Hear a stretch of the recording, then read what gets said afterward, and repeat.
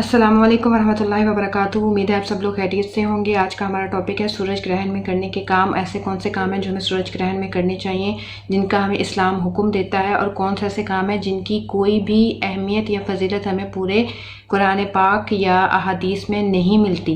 जिस तरह के सूरज ग्रहण के बारे में ये बहुत मशहूर है कि जो प्रेग्नेंट लेडीज़ हैं, अगर चलती फिरती नहीं रहेंगी तो उनके बच्चे के ऊपर असर आएगा। मुझे ऐसी कोई हदीस अभी तक नहीं मिली और ना ही मेरे इल्म में। अगर आपके इल्म में है तो ज़रूर कमेंट बॉक्स में बताएं, क्योंकि अगर ऐसी कोई हदीस होती तो उलमाए कराम लाजमी इतने इम्पॉर्टेंट मसले को ज़रूर हाईलाइट करते, लेकिन ऐसा किसी उलमा ने अभी तक नहीं किया है।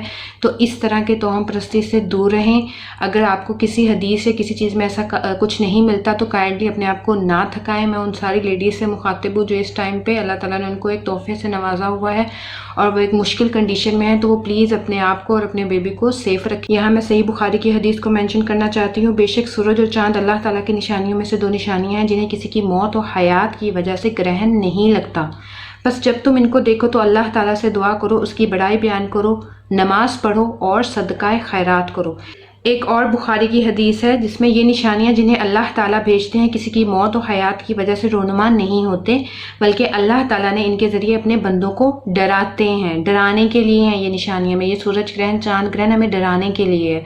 जब तुम इनमें से किसी चीज़ को देखो, इनमें से यानी सूरज ग्रहण या चांद ग्रहण में से किसी को भी देखो, तो अल्लाह ताला के जिक्र से, दुआ मांगने से और इस्तग़फ़ार की तरफ लपको।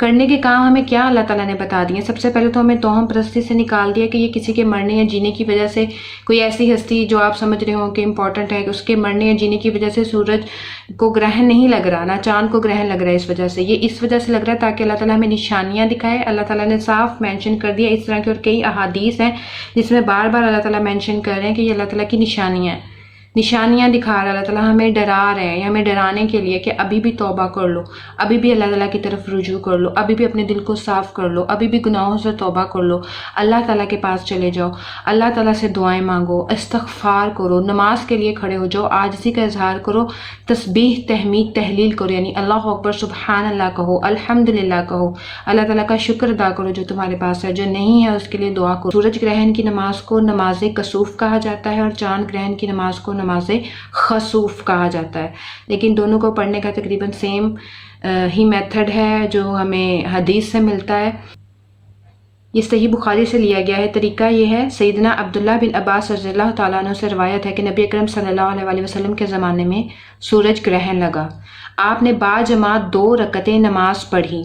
आपने सूरह बकरा तलावत करने की मिकदार के करीब लंबा क़याम किया, फिर लंबा रुकू किया, फिर सर उठाकर पहले क़याम से कम लंबा क़याम किया, फिर पहले रुकू से कम लंबा रुकू किया, फिर कौमा करके 2 सजदे किए, फिर खड़े होकर पिछले क़याम से कम लंबा क़याम किया, फिर पिछले रुकू से कम लंबा रुकू किया, फिर पिछले क़याम से कम लंबा क़याम किया, फिर पिछले रुकू से कम लंबा रुकू किया, फिर 2 सजदे किए और तशहुद पढ़कर सलाम फेरा। इतनी देर में सूरज रोशन हो चुका था। फिर खुतबा दिया जिसमें अल्लाह ताला की तारीफ़ और सना की। फरमाया, सूरज और चाँद अल्लाह की निशानियों में से 2 निशानियां हैं, किसी के मरने या पैदा होने से इन्हें ग्रहण नहीं लगता। जब तुम ग्रहण देखो तो अल्लाह का जिक्र करो, उससे दुआ करो, तकबीर कहो, नमाज पढ़ो और सदका करो। नीज़ फरमाया, दौराने नमाज में मैंने जन्नत देखी। अगर मैं इसमें से एक अंगूर का खुशा ले लेता तो तुम रहती दुनिया तक इसमें से खाते। और मैंने दोज़ख भी देखी, इससे बढ़कर होलनाक मंजर मैंने कभी नहीं देखा। और मैंने जहन्नुम में ज़्यादा तादाद औरतों की देखी, क्योंकि वो खावन की नाशुक्री करती हैं। अगर तू एक मुद्दत तक इनके साथ नेकी करता रहे, फिर इनकी मर्ज़ी के ख़िलाफ़ कोई काम करे, तो कहती हैं कि मैंने तुझसे कभी भलाई नहीं देखी। इसमें इस तरह से नमाज है कि आप ये समझ लें कि एक बार आपने मतलब जब क़याम किया ना, नमाज स्टार्ट की, पढ़ के रुकू के बाद दोबारा से आपने यहाँ पर खड़े हो जाना है और दोबारा से आपने लंबी किरात करनी है और दोबारा से आपने रुकू में जाना है। यानी कि एक टाइम पे आपने 2 बार से इस तरह करना है। यानी कि आप पहले आए, आपने अल्लाह अकबर कहा, आप ऐसे खड़े हो गए क़याम के लिए और आपने دعا استفتاح پڑھی، الحمدللہ، سورہ فاتحہ پڑھی، اس کے بعد کوئی سورہ پڑھی، اس کے بعد لمبی سورہ بقرہ جتنا قیام اس سورہ میں کہ لمبا قیام کرنا ہے، کافی لمبا قیام کرنا ہے۔ اس کے بعد رکوع میں بھی جتنی دعائیں آپ کو رکوع کی آتی ہیں آپ وہ پڑھیں یا اسی کو ریپیٹ کرتے چلے جائیں، لمبا رکوع کرنا ہے۔ اس کے بعد دوبارہ سے آپ نے سمیع اللہ لمن حمیدہ نہیں کہنا ہے، آپ نے دوبارہ سے کھڑے ہونا ہے اور جتنا قیام پہلے کیا تھا اس سے تھوڑا سا کم قیام کرنا ہے، اور اتنا ہی مطلب قیام کر کے پڑھ کے دوبارہ رکوع میں جانا ہے، لیکن پچھلے والے رکوع میں جتنا زیادہ ٹائم آپ کھڑے رہے تھے نا اس سے تھوڑا کم ٹائم آپ نے لگا کر اس میں بھی لمبا رکوع کر کے آپ نے پھر کھڑے ہونا ہے، پھر سمیع اللہ لمن حمیدہ کہنا ہے اور پھر سجدے میں جانا ہے۔ ٹھیک ہے، اس طرح سے یہ ایک رکعت ہوگی۔ سجدے 2 نارمل کرنے ہیں، لیکن 2 سجدوں کے درمیان جو جلسہ جہاں ہم بیٹھتے ہیں، ایک سجدہ کر کے ہم بیٹھتے ہیں نا تو ہم پڑھتے ہیں رب اغفر لی۔ تو آپ جتنا زیادہ ہو سکے اس میں بھی وہ طویل یہ ہوتا تھا، طویل آپ نے جتنا ہو سکے آپ اس کو کریں۔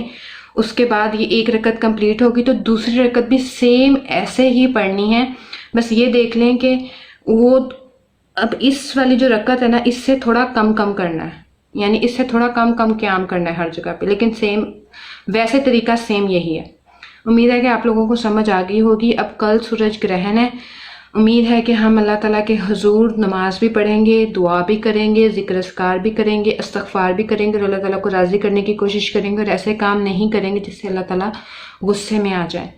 آلریڈی یہ نشانیاں ہمیں ڈرانے کے لیے ہیں، تو کائنڈلی اس کو، یہ گھبراہٹ کا ٹائم ہوتا ہے تو اس سے، نماز سے اور ان چیزوں سے اپنے دل کو سکون دیں۔ اللہ تعالیٰ ہم سب کو اپنے حفظ و امان میں رکھے اور ہمیں صحیح راہ دکھائے اور ہمیں صحیح چیزوں پر عمل کرنے کی توفیق عطا فرمائے۔ السلام علیکم ورحمۃ اللہ وبرکاتہ۔